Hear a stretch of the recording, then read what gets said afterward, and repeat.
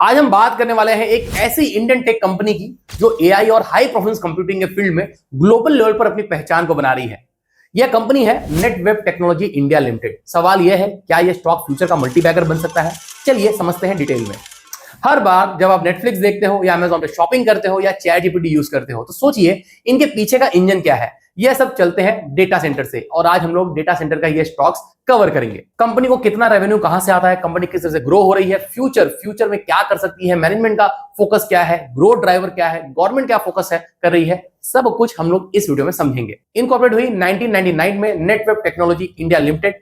देखे तो company make in India में ओईएम है, मतलब ओरिजिनल इक्विपमेंट मैन्युफैक्चर है। स्पेशलाइज है हाई एंड कंप्यूटिंग सोल्यूशन के लिए, एचसीएस के लिए। हाई एंड कंप्यूटिंग सोल्यूशन क्या होते हैं? सिंपल मतलब है ऐसा एडवांस कंप्यूटिंग सिस्टम जो बहुत कॉम्प्लेक्स और हैवी टास्क को हैंडल कर सके, जहां नॉर्मल कंप्यूटर या सर्वर काम नहीं कर पाते।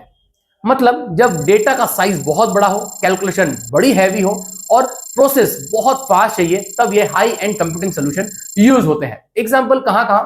Super computer HPC, climate modelling, space research, यहां पे AI system and GPC workstation, machine learning, generative AI LLM training, यहां पे private cloud and hyper covered infrastructures, largest enterprises के लिए, सिक्योर्ड क्लाउड इंफ्रा के लिए, high performance storage HPC, petabyte के data को अल्ट्रा फास्ट स्पीड से handle करना, वहां पे यूज होते हैं। डेटा सेंटर सर्वर, मतलब बैंकिंग, टेलीकॉम, डिफेंस, आईटी, ये सब इंफ्रा में भी यही कंप्यूटर यूज होते हैं। अब मेजर ऑफरिंग हम लोग ने देखा, अब तक नेटवेब भारत में 500 से ज्यादा सुपर कंप्यूटर, 50 से ज्यादा क्लाउड सिस्टम और 5000 से ज्यादा एआई सिस्टम इंस्टॉल कर चुकी है। बात करते हैं वर्ल्ड वाइड मार्केट अपॉर्चुनिटी की।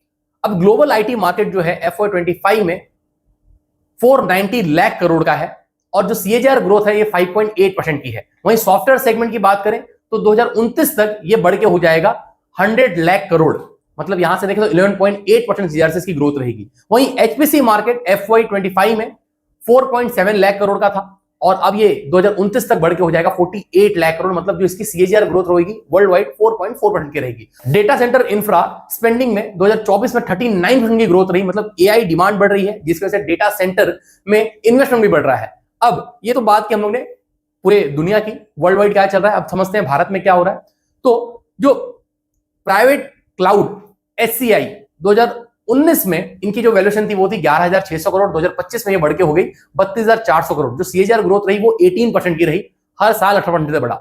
इंडियन एचपीसी मार्केट 2025 में जो इसकी वैल्यूएशन है वो है 5,350 करोड़, और 2029 तक ये बढ़ के हो जाएगा 7,600 करोड़। मतलब देखिए तो जो सीएजीआर ग्रोथ है वो 9.3% की रहेगी। इंटरप्राइजेस नेटवर्किंग 2025 में जो इसका मार्केट कैप है वो है 13,300 करोड़ का पूरा मार्केट है, और 2029 तक ये बढ़ के हो जाएगा 16,600 करोड़। एआई एडॉप्शन में 78% एसएमडी ने एआई के थ्रू रेवेन्यू ग्रोथ रिपोर्ट किया है। अक्टूबर 2023 में नेटवर्क की जो शेयर प्राइस थी वो थी 730 रुपया, और अब बढ़ के 3,000 के नजदीक में ट्रेड कर रही है। कंपनी जीरो डेट कंपनी है। आरओसी देखें तो रिटर्न ऑन कैपिटल एम्प्लॉयड 3200 का है, और जो प्रमोटर का होल्डिंग है वो 71% की होल्डिंग है, और जो पी है वो 132 का है। कंपनी ऑलमोस्ट डेट फ्री है। कंपनी का जो एक्सपेक्टेशन है कि जो क्वार्टरली रिजल्ट है वो अच्छे रहेंगे। कंपनी ने लास्ट 5 साल में 96% सीएजीआर से ग्रो किया है अपने प्रॉफिट को, और वहीं जो रिटर्न ऑन इक्विटी है कंपनी का लास्ट 3 साल से 29%, मतलब शानदार है फंडामेंटल्स कंपनी के। अब प्रोडक्ट वाइज रेवेन्यू की बात करें तो एचपीसी सेगमेंट से कंपनी ने 2,624 करोड़ जनरेट किए थे 2024 में, और 2025 में जनरेट किए 4,055 करोड़, मतलब 35.5% का रेवेन्यू कंपनी को इस सेगमेंट से आता है। और लास्ट ईयर से देखें तो 55% की ग्रोथ रही। प्राइवेट क्लाउड एंड एचसीआई, यहां से कंपनी को 2,640 करोड़ का रेवेन्यू आता है 2024 में, और 2025 में 4,027 करोड़ का रेवेन्यू आया। मतलब यहां पे देखें तो 35% का जो रेवेन्यू है कंपनी को इस सेगमेंट से भी आता है, और 51% की ग्रोथ रही लास्ट ईयर से हम लोग कंपेयर करें तो। अगर ये दोनों सेगमेंट हम लोग मिला दें तो कंपनी को अप्रॉक्स 70% का रेवेन्यू आता है सिर्फ ये दो सेगमेंट से। अब उसके बाद देखें तो एआई सिस्टम, यहां से कंपनी को 14.8% का रेवेन्यू आता है। सॉफ्टवेयर एंड सर्विसेज से 4% का रेवेन्यू आता है, और यहां पे भी देखें तो दोनों में ट्रिपल डिजिट ग्रोथ रही है। डेटा सेंटर सर्विसेज से कंपनी को 3.3% का रेवेन्यू आता है, जो बहुत ही कम है अभी, मगर एक फोकस है, कंपनी आगे बेहतर परफॉर्म करेगी, और यहाँ पे 11% की जंप रही है अगर हम लोग लास्ट ईयर से कंपेयर करें तो। वहीं एचपीसी स्टोरेज से कंपनी को यहाँ पे देखें तो 2.4% का रेवेन्यू आता है, और यहाँ पे देखें तो माइनस में रही है ग्रोथ। वहीं नेटवर्किंग स्विचेस से यहाँ पे देखें तो कंपनी को 1.1 का रेवेन्यू आता है और 273 की ग्रोथ रही है इस पर्टिकुलर सेगमेंट में। और अदर सेगमेंट से कंपनी को जो रेवेन्यू आता है वो आता है 3.8% और यहाँ पे 48 की ग्रोथ रही है अगर हम लोग कंपेयर करें 2024 के साथ। क्लाइंट्स की बात करते हैं कंपनी के तो IIT,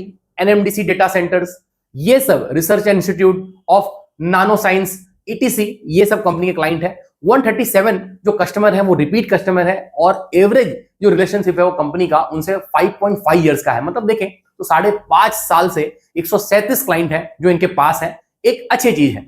अब नए क्लाइंट जो क्वार्टर 26 में इन्होंने एक्वायर किए वो 23 क्लाइंट्स है, ऑन बोर्ड है अभी। और रेवेन्यू की बात करें तो जो टॉप 5 क्लाइंट है इनको 68 का रेवेन्यू दे रहे थे 2024 में, और अगर कंपेयर करें तो 2023 से तो 47% था। मतलब 5 जो क्लाइंट है उनसे रेवेन्यू बढ़ा है। जो टॉप 10 क्लाइंट्स हैं उनसे 81 का रेवेन्यू आता है और वहीं 2023 में 58 का रेवेन्यू आता था। मतलब डिपेंडेंसी बढ़ी है कुछ क्लाइंट्स पे, और ये जो डिपेंडेंसी है एक रिस्क फैक्टर है। करते हैं स्वॉट एनालिसिस, स्ट्रेंथ, वीकनेस, अपॉर्चुनिटी और थ्रेट क्या है वो देखेंगे। तो स्ट्रेंथ है कंपनी का कि 500 से ज्यादा सुपर कंप्यूटर इंस्टॉल किए हैं, गवर्नमेंट का सपोर्ट है, OEM को, ओरिजिनल इक्विपमेंट मैन्युफैक्चरर कंपनीज को अंडर PLI स्कीम 2.0 में, और स्ट्रॉन्ग R&D और पार्टनरशिप है इनकी नेविडिया से, इंटेल से, सैमसंग से। वीकनेस, एक्सपोर्ट से सिर्फ कंपनी को 5.5 का रेवेन्यू आता है। रेवेन्यू हैवी डिपेंड है कुछ क्लाइंट्स पे। हम लोगों ने देखा जो 5 क्लाइंट हैं उनसे 68 का रेवेन्यू आता है और जो 10 क्लाइंट हैं उनसे 81 का रेवेन्यू आता है। और गवर्नमेंट पे भी डिपेंडेंसी है कंपनीज की, एक जो वीकनेस है कंपनी का। अपॉर्चुनिटीज देखें तो AI और क्लाउड जो बूम कर रहे हैं उसका फायदा मिल सकता है कंपनी को। गवर्नमेंट की स्कीम है इंडिया मिशन 103 बिलियन खर्चा कर रही है इसमें, तो NSM सेमी मिशन में कंपनी को फायदा मिल रहा है। ग्लोबल एक्सपांशन हो रहा है जिसका यूरोप में, मिडिल ईस्ट में कंपनी अपने आप को एक्सपांड कर रही है, उसका फायदा है कंपनी का। थ्रेट क्या है? Global competition, Dell, HPE, Lenovo, जो चिप है उसका शॉर्टेज है तो उसका रिस्क है। जो क्लाइंट है उनका रिटेंशन एक रिस्क है, तो ये चीज सब रिस्क है। मैनेजमेंट का फोकस क्या है? कोर फोकस है HPC क्लाउड AI, जहां से 17 का रेवेन्यू आता है कंपनी को। और जो ऑर्डर बुक है कंपनी के पास अब 230 करोड़ का है और पाइपलाइन में है 4142 करोड़ का ऑर्डर बुक, जो Q1 FY26 में एक कंफर्म हो जाएगा। अब देखें तो कंपनी एक्सपांशन कर रही है यूरोप और मिडिल ईस्ट में और 4 नई कंट्री में, जो कंपनी की अच्छी चीज है। FY26 में कंपनी 35 to 14 का जो रेवेन्यू ग्रोथ रहेगा और EBITDA इनका 14% रहेगा मार्जिन, ऐसा एक मैनेजमेंट का फोकस है।